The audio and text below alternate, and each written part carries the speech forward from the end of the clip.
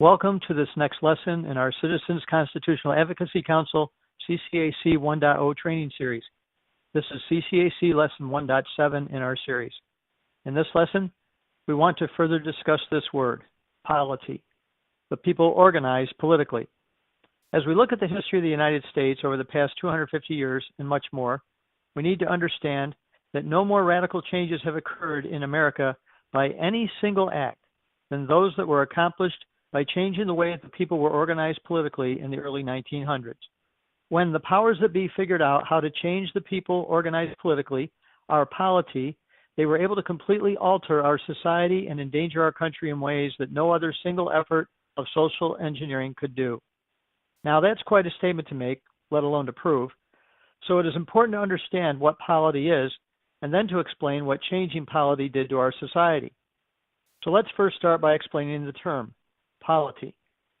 The Webster's Dictionary defines polity as something such as a country or state that has a government, a politically organized unit, a form of government. On page 81 of the book, 13 Words by Dr. Edwin Vieira, we find the simplest and most clear definition of the term for our use, people organized politically. This is how we became states. It is the combination of these definitions that give us some real clarity when we think about the unique way in which our polity is practiced in the United States of America and the way things ought to be. Up until the American Revolution in 1776, political ideas of the day forced individuals to see themselves as subjects of another person, the king. The word subject means to take an inferior position, to be subservient to, or under another's authority. And we were. Every American colonist at that time swore unfailing allegiance to their king. To do otherwise was treason and subject to death for failing to comply. In exchange for this loyalty, the individual was promised the protection of a subject by the royal crown. Thus the principle of allegiance and protection. The subject swore allegiance, and the crown mutually provided the protection. In this system, the people organized politically around the crown. All subjects swore to protect the crown and the king. Fealty was to the royal family, and great pride was promised and displayed. However, as America won its independence from Great Britain, a new idea emerged. The king was no longer the sovereign.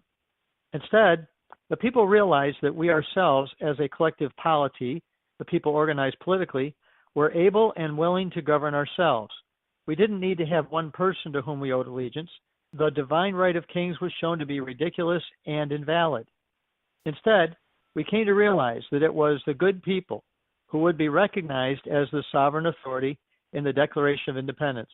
That is also why we, the people of the United States, did solemnly ordain and establish this Constitution for the United States of America, as it says in the preamble. The people had sovereign power to create a new government. This idea of the body politic becoming the originators and controllers of our political society is known as popular sovereignty. The ideas behind popular sovereignty developed over several centuries in medieval Europe through the writings of such writers as Plato, Aristotle, Cicero, Augustine, Aquinas, Grotius, Calvin, Rutherford, Sidney, Locke, Hawkins, and Blackstone. Other ideas rose up during the same time, including the right of the people to resist the tyranny of the king. This led to the writing of the Magna Carta in 1215. Additional ideas of popular self-government and popular sovereignty emerged in the Plymouth Compact in 1620, and several documents of popular resistance were framed immediately prior to the establishment of the United States of America, including the Articles of Association of 1774, the Suffolk, Fairfax, and Maryland Resolves in that same year, and eventually to the writing of the Declaration of Independence in 1776. In the 13th through 16th centuries, new forms of government were established in Europe and came to America as part of the common law. The jury and the county sheriff, with posse comitatus, were both institutions which crossed the Atlantic and became part of the popular self-government by the people here in the New World. The idea of hue and the cry, which compelled all members of the community to engage in the duty of community self-defense, and the raising up of the constables, bailiffs, aldermen, mayors, and other public officials, as well as gentries, yeomanry, squires, and lords that didn't quite make it to America, still influenced the colonies in terms of forms of community self-defense with which we will address in more detail. All of these ideas affect the polity. This is the same root word from where we get the terms politics and political.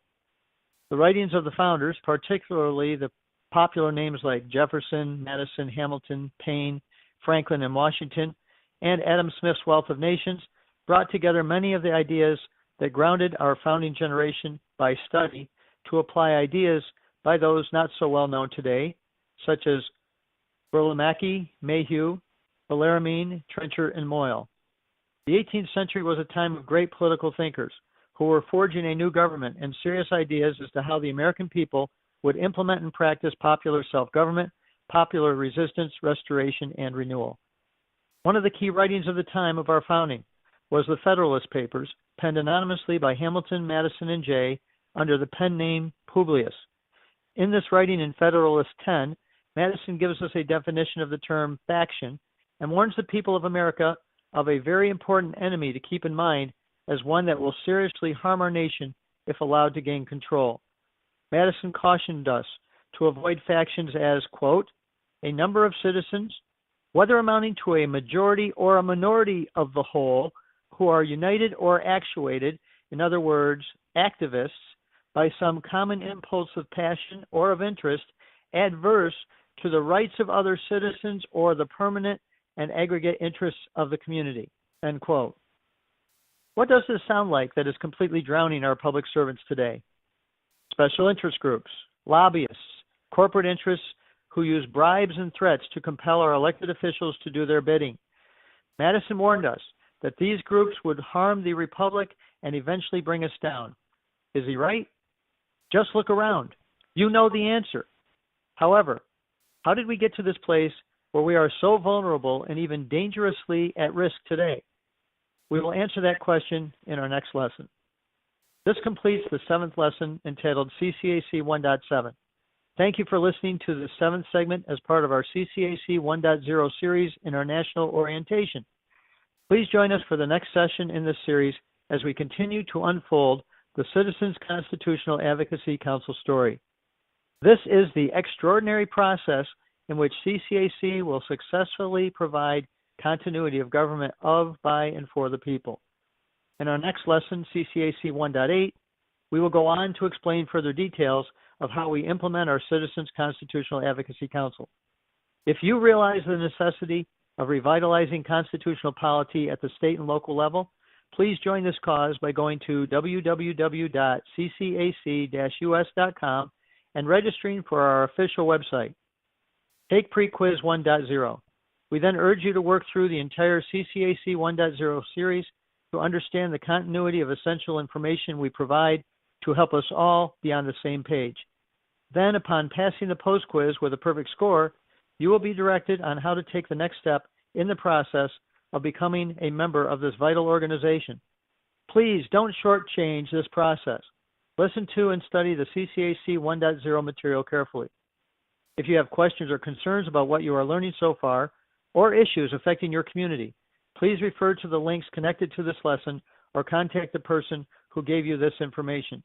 We extend our best wishes from the Citizens Constitutional Advocacy Council.